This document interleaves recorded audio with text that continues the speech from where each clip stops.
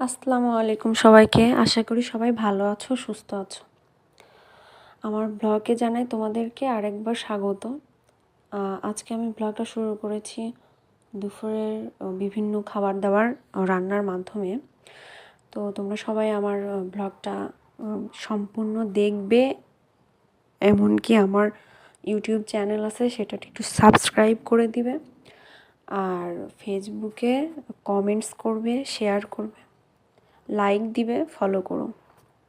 তো আজকে আমি প্রথমেই ভাজিটা কেটে এটা সুন্দর করে ভাজি করে নিয়েছি। তো ভাজি করতে করতে এদিকে আমি ভাবতেছিলাম যে হালকা পেঁপেটা পাকা পাকা আসছে, এটা খেতে অনেক ভালো লাগে, হালকা মিষ্টি মিষ্টি লাগে। আপনারা পেঁপে দিয়ে, হালকা পাকা পেঁপে দিয়ে আপনারা কি কি খান এটা একটু আমাকে অবশ্যই জানাবেন। আমি অবশ্যই ট্রাই করব, তবে আপনারাও একটু ট্রাই করে দেখতে পারেন। এদিকে আমি মসুরের ডালটা সেদ্ধ করে সেটা সুন্দর করে ম্যাশ করে নিয়েছি। তো ডাল ম্যাশ করার সময় ভাবছিলাম যে এই ডালটা আর একটু সেদ্ধ করলে হতো কি না। তো অনেকেই দেখি প্রেশার কুকারে ডালটা সেদ্ধ করে, তো এই ডালটা সেদ্ধ করার পরে আসলে প্রেশার কুকারে সেদ্ধ আমার থেকে ভালো লাগে না, তো আমি সরাসরি চুলাতেই করি।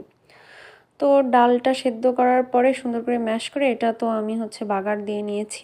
এদিকে মাছ রান্না করব, এটা কালবাউস মাছ। তো মাছটা ভেজে নিচ্ছিলাম।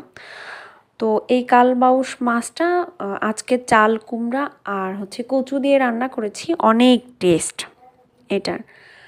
তো এইটা খেতে তোমাদের কাছে কেমন লাগে এটা অবশ্যই জানিও। আর এটা তো একটা গ্রামের একটা আলাদা একটা ফিল আসে। আর কচুর তরকারি যেটাই খাও না কেন সবটাতেই অনেক সুন্দর একটা টেস্ট যা বলে, যেটা আমার কাছে কচুর তরকারি যেটাই হোক, যেই মাছেই হোক, অনেক টেস্ট লাগে। তোমরা কচু দিয়ে কি কি তরকারি খেয়েছো এই সিজনে অনেকেই জানাবে। আবার এই কচুটা ঠিক আমি স্টোরেজ করে রেখে দিই, যেটা শীতের সময়ও খাই, তবে শীতের সময় কচুর তরকারি খেয়ে দেখো অনেক মজা লাগে। তো এই কচুর তরকারিটা রান্না করার সময় মশলাগুলো ভালোভাবে করে নিয়েছি, তো কষিয়ে নিলাম। তো এটা মশলাটা ভালো করে না কষালে এই চাল কুমড়ার যে একটা গন্ধ থাকে, তাই রসুনের গন্ধটা থেকে যায়, সহজে মরতে চায় না, যার জন্য এটা অনেক বিচ্ছিরি লাগে। তো আমি আবার যে কোনো তরকারি রান্না করার সময় ওটা কষানোর সময় আমি পানি দিই না এক্সট্রাভাবে। চুলাটা একটু লো মিডিয়ামে রেখে আমি তখন এটা ভালোভাবে কষিয়ে নিই আস্তে করে, কারণ এটা পানি দিয়ে কষালে তরকারির একটা আলাদা স্বাদ, আর এমনি যখন কষানো হবে তখন এটার একটা আলাদা স্বাদ। তো তরকারি এমন শেষে খালি জাস্ট ঝোলটা দেওয়ার জন্য পানি দিয়েছি। তো এই তো লাস্টে এমন একটা কালার এসেছে, দেখতেই লোভনীয় লাগছে।